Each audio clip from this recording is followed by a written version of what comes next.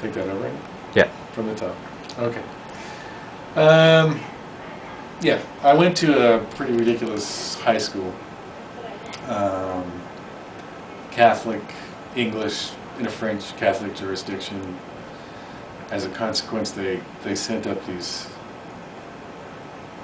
third-rate Jesuits from Boston to teach us. So they knew very little about where they were teaching. And it was also at a time where a lot of people who had been in organized religion were abandoning it. So by the time I had finished high school, a lot of the brothers had married some of the nuns who were teaching in our school. Somehow we were supposed to ignore all this, and not pay any attention to it. But Jesuits are very, very psychological people.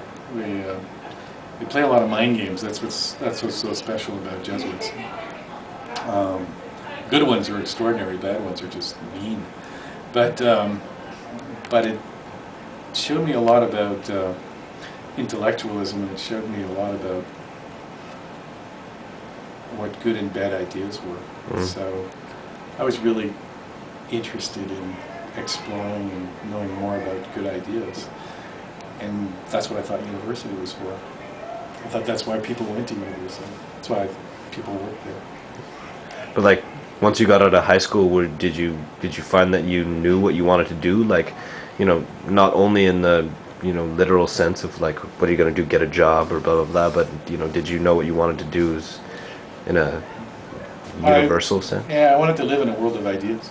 Mm. I knew that media would always sort of play a part in it, but I really always wanted to live in a world of ideas. Mm. I remember telling my grade 8 French teacher that I wanted to study philosophy, and he told me there was no money in it. But I think I still... So he said so? Well, I think I was too intimidated, so I didn't say anything, but I think I still wanted to pursue that. Mm. And do you think that you've, I don't know, achieved some of those goals of studying philosophy, or, you know, kind of perpetuating any of your ideas that you feel should be in the world?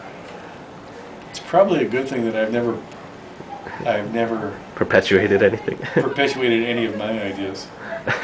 and probably a good idea that I haven't really perpetuated much at all.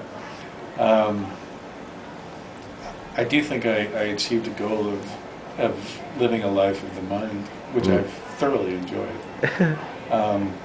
Can't say it's done much good to anybody else, but it's certainly annoyed a lot of people, but I've enjoyed it.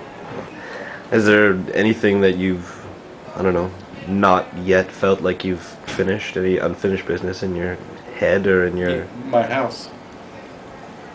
Meaning? I'm still working on my house. It's kind of a joke for a lot of people because they've been working on it forever. There used to be this this detective show in the 60s and 70s called Mannix.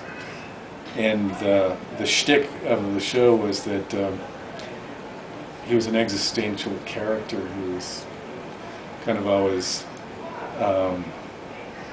disillusioned with the world. And the shtick was that he was always fixing his boat, but he never got it fixed. Mm-hmm. So I guess I'm kind of like... The existential detective trying to fix his house? Yeah, and a B actor at that. And what are you going to do once the house is finished? Die peacefully? Probably go get another one. Nice. It's good call. All right, I think that should